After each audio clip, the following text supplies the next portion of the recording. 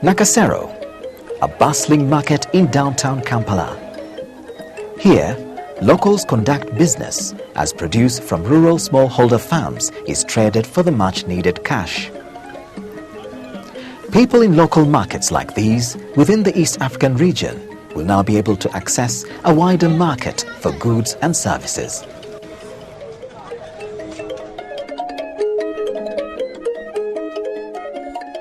On-spot appraisal of the Port of Mombasa. Ambassador Juma Mwapachu, the Secretary General of the East African Community, weighs up the infrastructural needs of the recently inaugurated East African Common Market. He assesses the cargo handling facilities at Mombasa Port a month into the new trading arrangement. Well, to the common man in East Africa, the common market means that we are opening up a much broader economic space. Until now, we've been operating on the basis of a customs union, which really means just the free movement of goods that are coming out of our factories. But with the common market, in opening up a big economic space of services, and our economies now are really becoming more service-oriented than agricultural or manufacturing. That means you're opening up the financial services, the banking, the insurance, the professional services, and these are the major catalysts of jobs.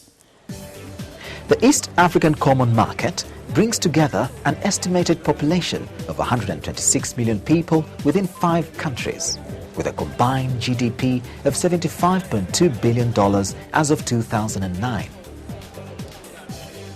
The region has a shared history and a people with a common heritage. Formal cooperation dates back to the post-independence period.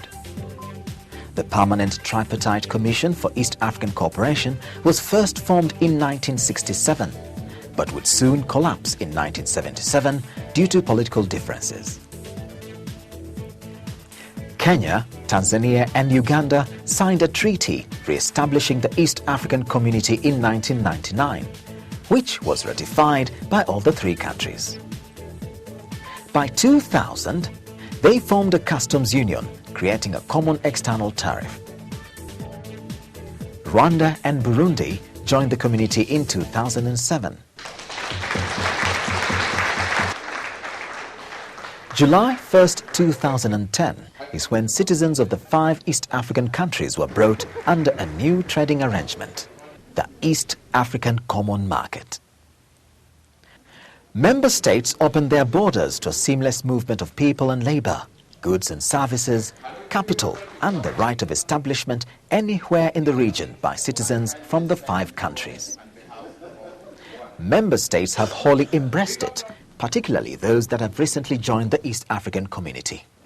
Currently, the Burundian territory is a free trade zone in which free ports and export promotion zones can be established.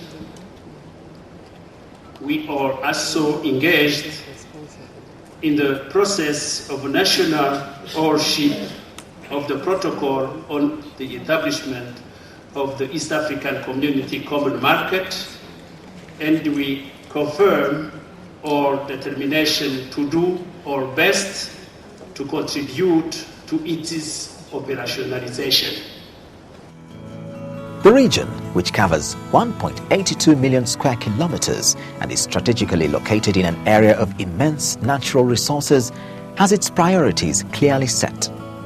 Its goal is to fully deploy its economic muscle to promote strategic investment in the region. The market is big.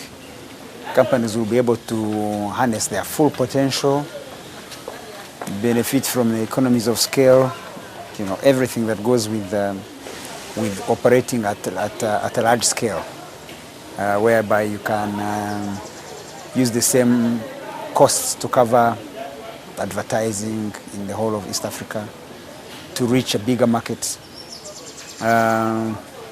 But also, when you talk about the private sector, there is also going to be competition. We are going to have industries, companies compete in the wider spectrum of East Africa. So they have to pull up. And that, I think, will even increase their capacity to be measured against the other bigger economies. That may contradict. Faustin Mbundu is the chairman of the East African Business Council, an organization that brings together members of private sector associations in the 5 countries. The council advocates for private sector-led economic integration, where government's role is to facilitate the process. It has a mandate of bringing together potential business partners so as to raise East Africa's investment profile and to provide a forum for the exchange of information and ideas. For the business community, the East African Common Market tilts the scale in the way the private sector in the region conducts business. With an estimated population of 126 million people and a combined GDP of $75.2 billion as of 2009, the efficient firms are expected to benefit from economies of scale, increased competitiveness, and lowered costs, which make them more profitable. The teething point is, however, whether every player is fully ready to make the most of the East African Common Market. They have to compete on a wider scale. So the challenge is that some companies are looking at this and getting scared how they are going to this new arena and fighting it out. So that's one challenge. So definitely some of them will find that when the benefits come, whenever there is a gain somewhere, there is a loss somewhere, some companies will have to readjust, realign, and redesign their strategy, because some of them will just not be viable. So people or companies will have to look at where they could have a comparative advantage and master, go into areas they can master. And we'll get, we'll be able to have companies which do better if they concentrate on what they can do best. Professor Charles Kwesiga is the Executive Director of Uganda Industrial Research Institute under the Ministry of Tourism, Trade and Industry. The organization he heads carries out applied industrial research and develops appropriate technology with the aim of adding value to local resources. Through an incubation program, they strive to create a skilled workforce that will spearhead a strong, effective and competitive sustainable industrial sector, producing products for national, regional and international markets. He sees not competition, but cooperation in the years ahead. We don't have to compete against each other as a East African community. Rather, we should focus on things that provide a comparative advantage. For example, nowhere in East Africa are you going to grow a pineapple as sweet as that one in Luero, even through scientific manipulation. So there are industries where we are uniquely placed to be the lead provider of products. Now, as far as when you look at the bigger picture, we have similar institutions like URI in other countries. For example, we have Kenya Industrial Research and Development Institute, KIRDI. We have Tanzania Industrial Research and Development Organization, TILDO. Rwanda used to have KIST, Kigali Institute of Science and Technology, but has gradually transformed itself into a university. But I am told there is a new research facility that's coming up. What we need to do is to bring Burundi also to the fold in that area of research and development, and forge collaboration and cooperation between these existing institutions. That way, we can be more focused in establishing centers of excellence spearheaded by these institutions. Despite the region's endowment with natural resources, it still suffers from high costs of production brought about by insufficient energy, inefficient transport and logistics. As a result, goods produced in the region become expensive by the time they reach the international market. A large market has challenges. It's also important to know that it has great opportunities. Now, in terms of taking advantage of that market, Kenyan manufacturers feel like they have a particular challenge because the cost of doing business in Kenya is quite high. We complain a lot about the cost of electricity and its availability all the time. But our brothers in Uganda and Tanzania also complain about the same. They might pay less than us at this point at about 10 cents. In Uganda, for instance, 10 US cents. But they also complain about non-availability or consistent availability all the time. So East Africa has specific challenges in terms of the business environment. Infrastructural needs of this fast-growing economic bloc are enormous. They range from ports and energy to roads and modern rail lines. Realization of the goals of the East African Common Market very much hinges on development of this infrastructure. Mombasa Port is a key facility on whose efficiency the bigger part of East Africa depends to trade with the rest of the world. It's a main port of call for goods destined for Kenya and those transiting to Uganda, Rwanda, Burundi, Eastern Democratic Republic of Congo and Southern Sudan. Modern and efficient cargo handling facilities are necessary for the volume of trade that is expected to grow in and out of the region. The port currently handles over 600,000 TEUs per year.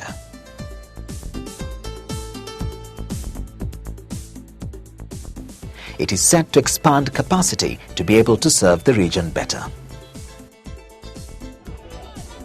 This contrasts greatly with the region's underutilized waterways, especially Lake Victoria, which connects 3 East African countries.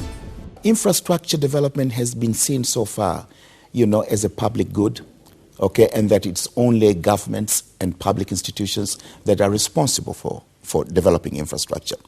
But we believe that the private sector will now also be enthused and incentivized to fund infrastructure projects. It now tops the agenda at key regional meetings. Case in point is this 3rd annual East African Regional Investment Conference held in April 2010, where regional leaders concurred on the need for a major infrastructure overhaul. Indeed, the challenges East Africa faces of realizing regional competitiveness in investments and trade are similar to those experienced in most of sub-Saharan Africa. They hinge primarily on the level of physical and institutional infrastructure, support intra- and inter-regional trade. I would like to single out the inadequate development of electricity and the rail transport system. The prevailing unreliable, inadequate, and highly priced power supply in the region is one of the sources of high cost of doing business. I'm aware that all partner states have been taking measures to address these constraints. I'm of the view that the solution to the problems relating to power supply in East Africa can be expedited if East African partner states undertake joint promotion of investments to exploit our existing energy resource potential. I assure you that the governments of East African Community fully share your concerns. Strengthening infrastructure has been and remains the top priority for the governments in the community.